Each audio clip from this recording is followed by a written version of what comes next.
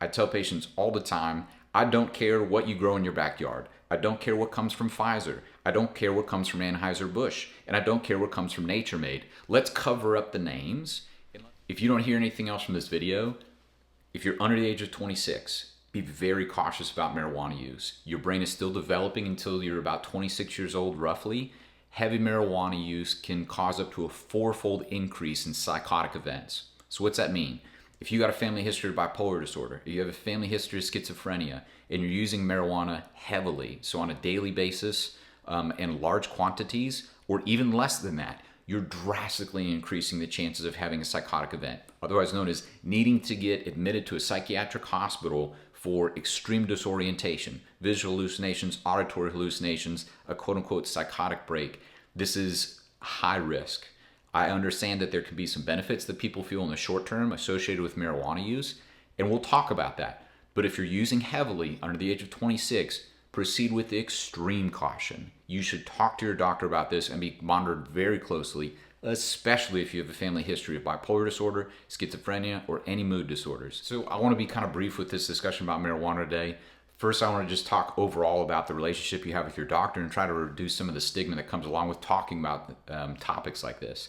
Secondly, I want to talk a little bit about some big things to watch out for. I want to talk about effects of short-term use, how marijuana affects you long-term, and then end by talking a little bit about how it affects your sleep.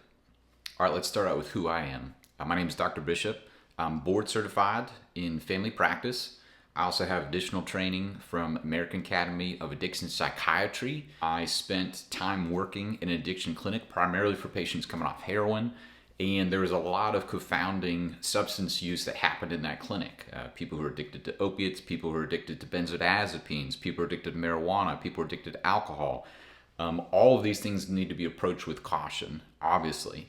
The most important thing is have a physician that you trust, that you feel like you can talk to, and that you can work with on this issue. It needs to be highly individualized. Every patient that I took care of who was struggling with addiction, that I currently still take care of, needs to be known very individually as to the stresses in their life, the things that are going on that are making things better or worse, and how to address everything in an entire picture instead of just saying don't do this or don't do that. You have to have a primary care provider. I really encourage you to have a psychiatrist as well that you can work with if you're struggling with addiction to address it in a healthy manner. Now, let's talk a little bit about marijuana. Marijuana tends to get the benefit of doubt from a lot of patients that I talk to. It doesn't come from a pharmaceutical company. It doesn't come from Nature Made. It's something you can grow in your backyard, and you're also not getting it from a big alcohol distributor like Anheuser-Busch. Because of that, people tend to think that there's no risk associated with it. But everything that we approach needs to be approached with caution. Let's cover up the names and let's look at everything in terms of how it affects you long term, how many times a day you have to use it, if there's addiction potential to it, do you have withdrawal symptoms when you stop using it, what are the long-term consequences, what are the short-term consequences, how does it affect your sleep, how does it affect your organs, and all of those things need to be taken into account when you're considering any medication. Medication being anything from something over the counter that you take or something that you're getting from your physician. All of these need to be understood in their entirety. So try not to make special carve outs and say, this is safe because I can grow it, and this is not safe because I can get it. Let's be honest, arsenic is natural, lead is natural. That doesn't mean these things are safe and that they're okay. You have to have an informed decision about everything that you're approaching, and marijuana is one of those many things. My goal in this discussion is have an evidence-based discussion about marijuana and understand both the short and long-term effects. It's not up for me to tell you what to do, but it is up for me to educate you so you can make the best decision possible. You need to talk with your primary care provider and find somebody that you trust that you can work with on a regular basis to understand how you can approach anything that you're using, whether it's medications, whether it's recreational substances, whether it's alcohol. Anything needs to be approached with the same context. For the short term, let's just kind of talk about how marijuana affects your mood in the immediacy after smoking. A lot of times patients will report a decrease in anxiety after consuming or smoking marijuana.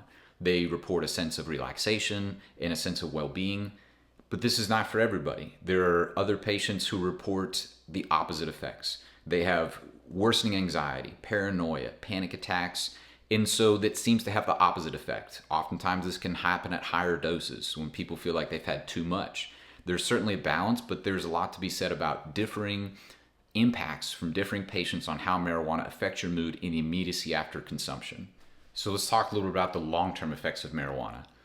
Oftentimes, the short-term effects of something and the long-term effects of substances are the opposite. Marijuana is a great example of that.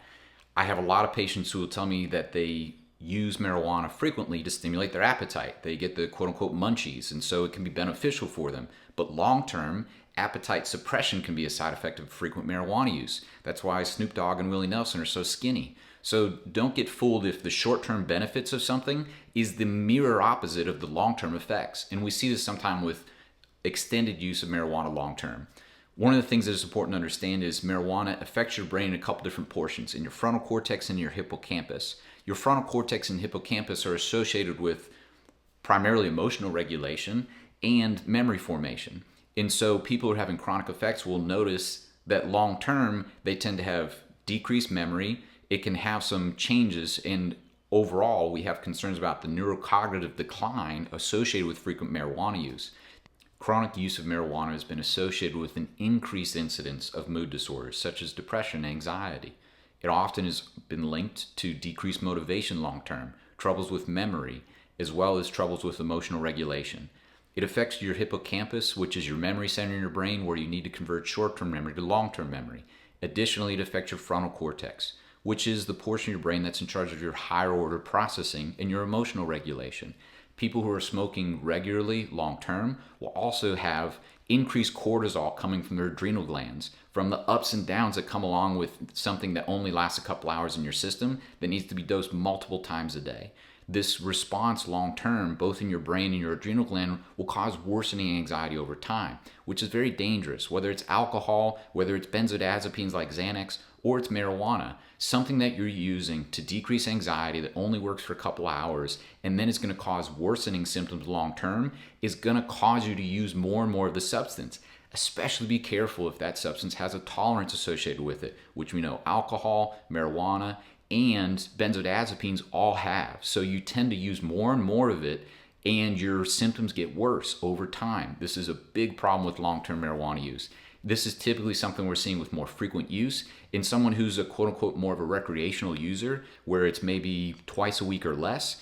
You might not have those same effects in the response from your adrenal glands. Your brain will have more time to recover when you're sleeping, and so you lessen the use or you lessen the problems associated with chronic use over time. One of the last things I want to take a second to talk about is marijuana and sleep.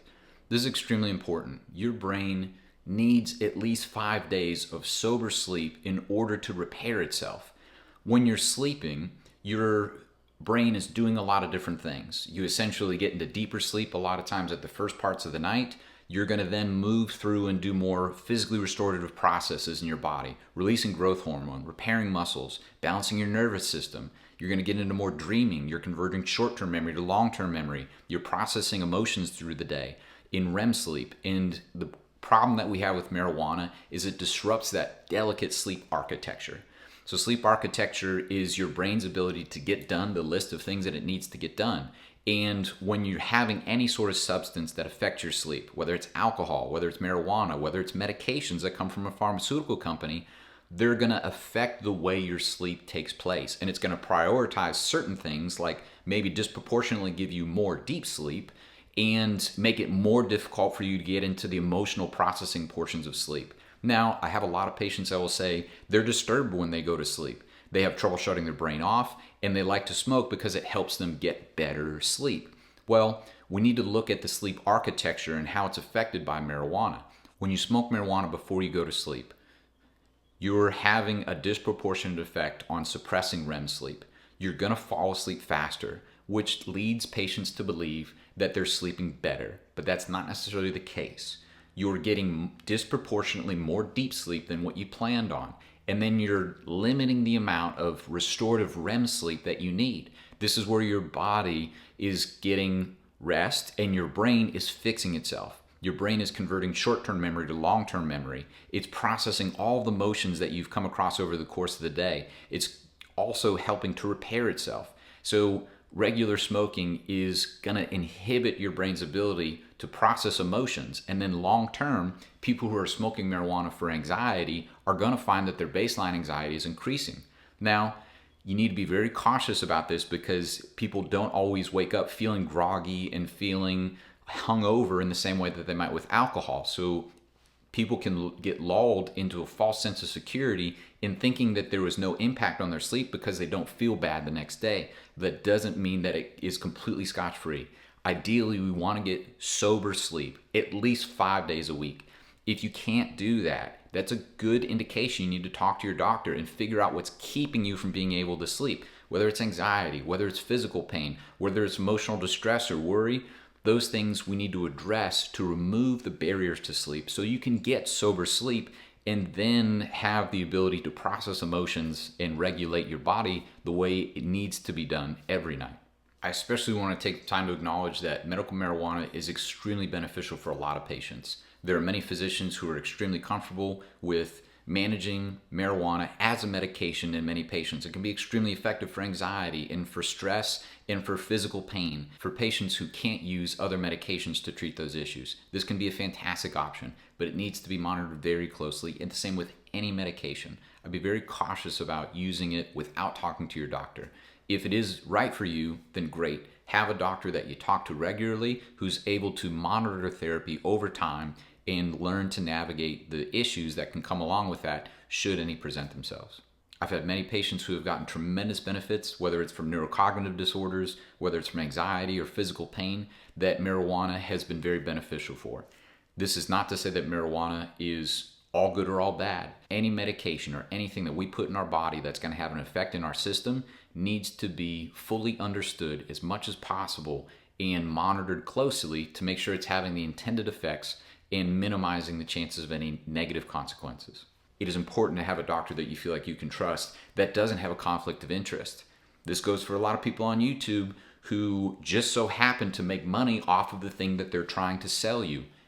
Be very cautious about taking advice from somebody who is making money off of the recommendation that they're giving to you for health benefits. I also want to try to get rid of some of the stigma that comes along with discussing any sort of substances with your primary care provider. They are there to help you. They're not the cops. We're not your mom. It's not my job to judge you, but I need to have the full picture of everything that's going on in order to give you good recommendations. I work for you. I really want to thank you for taking the time to watch this video. I talk to so many patients on a daily basis, and I know how big of an issue this can be with patients. I talk to a lot of people who are able to use marijuana in a recreational fashion and really don't have much of a health consequence as a result of that. We worry about smoke exposure and other things like that, but it's much different than some of the heavy emotional regulation that can come along with frequent use. Similarly, I talk to patients all day long, and I get to see how culture has been shifting in their approaches on marijuana. So it's important to make sure that you can talk to your doctor and have an open discussion about these things and make sure that you can talk to them regularly about your health. I appreciate you taking the time to listen. God bless you.